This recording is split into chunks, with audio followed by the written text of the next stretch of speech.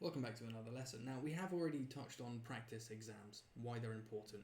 In this one, we're going to have a look at how you can really analyse the results that you get from it and how you then focus and act on the back of it. So the pathway to mastering project management starts with understanding and refining your learning process. Practice exams are not just tools for self-assessment. They're your strategic allies in identifying knowledge gaps, improving application skills, and preparing effectively for real-world project management challenges. But these exams hold value only when you've analysed meticulously, when you've acted off the back of it and made the most out of them and really extracted the benefits from them. So it's essential to understand why we need to analyse the results. The objective is to identify where you stand in terms of subject mastery and then apply corrective actions where needed. So practice exams mimic real-world scenarios. Their analysis allows project managers to practice the mindset required to solve complex problems under constraints that you're going to find in the real world. So key benefits here. It's going to highlight knowledge gaps between theoretical understanding and application ability. It's going to develop your time management skills by identifying patterns in rushed or skipped questions. It's going to build your conceptual understanding as you break down why certain answers were correct or incorrect. And it's going to refine your test-taking strategies, including how to approach multiple choice questions or prioritise certain sections in exams to make sure that you're as comfortable as possible.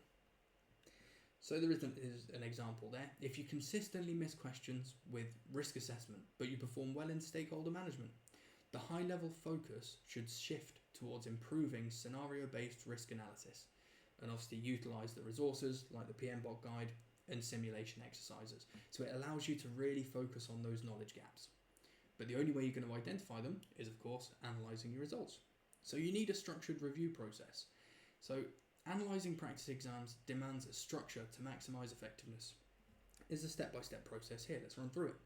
So immediate review post-test. Analyse your performance while the content and questions are still fresh in your memory. Don't just note what you missed, but try to understand why you missed it. Categorise the questions. Break them into categories for deep analysis. So things that you answered correctly, but with hesitation, so maybe you guessed. Things that you answered incorrectly due to misunderstanding. And things left blank due to time constraints. Is it a timing issue? Root cause analysis. For every missed question, ask yourself these questions. Was my knowledge inadequate? Did you actually know the subject matter? Did you misinterpret the question? Maybe you misunderstood how it was worded. Were you tripped up by tricky phrasings or distractor options, which is massive in multiple choice? They will always throw curveballs. And then develop an action plan. Tailor your study plan based on trends revealed during this review. Target your weak areas and reinforce what you already know well. So shift your learnings off the back of it. Once the exams are broken down into meaningful trends, implement them for deeper learning and improvement. So pattern recognition. Compare performance across multiple tests. See if you can identify some recurring problem areas. If you're always scoring lower on a certain thing, it's going to indicate something. Either consistent misinterpretation or maybe the subject matter just isn't quite there yet and you need to reinforce that a little bit more. Simulated real-world scenarios. So after identifying mistakes, create mock projects that mirror the scenarios tied to your errors. Really drill down and try and draft a cost control there based on the formulas if that's what you're struggling with. And then error journaling. Maintain an error log. Record the specifics of each incorrect answer. Your initial reasoning and then the correct logic, and visualize the learning progress. Ensure that mistakes aren't repeated. It will give you a better understanding. You'll be able to see clearly what you put, what they were expecting, and the gaps between the two. And then advanced tools for data-driven improvement. So obviously today's technology does provide a wealth of tools. They'll transform the raw test data into actionable outcomes. So Excel, project management dashboards. Use spreadsheets and track your scores by domain. Analyze trends and target performance drop-offs. Use heat maps and data visualizations. Identify hot zones, for example, repeated mistakes that keep coming up. And also AI tools like ChatGPT coupled with advanced analytics. They can simulate explanations with customized questions for practice, so they can drill down on exactly why you got the things you got wrong, what the expectation was, and what you can do to improve. A few applications. We'll have a look at the first, and then you take a look at the rest. So, gap analysis for problem solving. So perform a detailed comparison between correct and incorrect answers to identify knowledge gaps.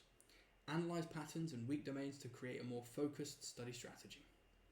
So after completing a mock exam, review every incorrect answer and ask, why did I choose the wrong option? Separate gaps into categories such as misunderstood concepts or misapplied techniques. Resources that you can use for this one: the PMBOK guide for theory, discussion forums like Reddit's project management threads, and online quizzes tailored to the weak areas. For example, if calculation-based scheduling is your struggle, use PMBOK examples and targeted Excel exercises to practice scheduling techniques like the critical path method. So, we've found a weak area and we've worked out how best to then target it moving forward. We've got some resources that we can use and we've got a plan in place. Absolutely brilliant. Target those weak areas, bring them up so that across the board you're hitting that 85-90% and you're comfortable and ready for the exam. So have a look through the rest of the applications and just give some thought to what's going on and how the analysis helps you to create a better plan based on the back of your practice questions. Go through the summary tables, check your own understanding of the top-down concepts. And then once you get through, you've got your practice questions. Give them a go as always. You might need to come back and rewatch this or reread the study material if there are gaps in the knowledge or you're misinterpreting anything. If you still struggle, then of course reach out to us. It's what we're here for. We're here to guide and support you. But until then, good luck with the practice questions. I'm Ibby Taylor. I'll see you in the next one.